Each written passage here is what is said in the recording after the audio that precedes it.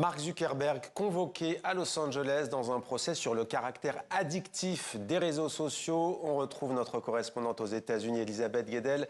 Bonjour Elisabeth, l'audition du dirigeant de Meta est très attendue dans le pays. Qu'est-ce qui lui est reproché exactement dans ce dossier ?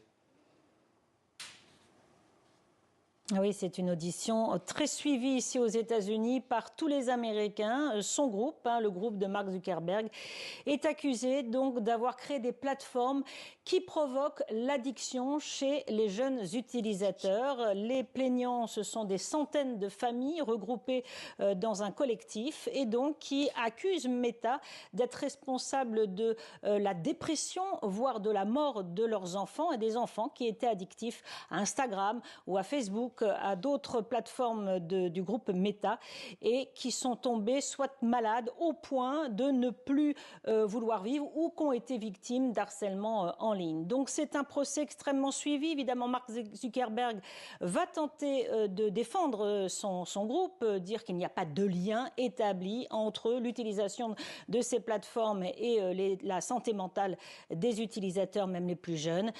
C'est un procès, Mohamed, qui est très attendu, très suivi parce que le verdict des 12 jurés va faire jurisprudence. Ça peut donner une suite après à tous les procès qui sont intentés actuellement contre le groupe Meta. Et un mot, Elisabeth, sur l'attitude de Mark Zuckerberg qui sera scruté de très près.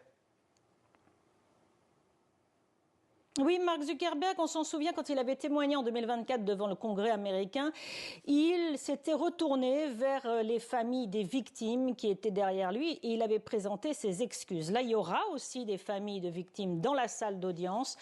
Ils s'attendent, ils espèrent au moins quelques mots de sa part, des mots d'excuses, mais en fait, ces familles maintenant ne veulent plus vraiment d'excuses. Quand on discute avec elles, elles veulent de l'action et bien que ces plateformes soient interdites aux plus jeunes, soit en tout cas adoptent des nouvelles réglementations plus strictes pour limiter cette dépendance.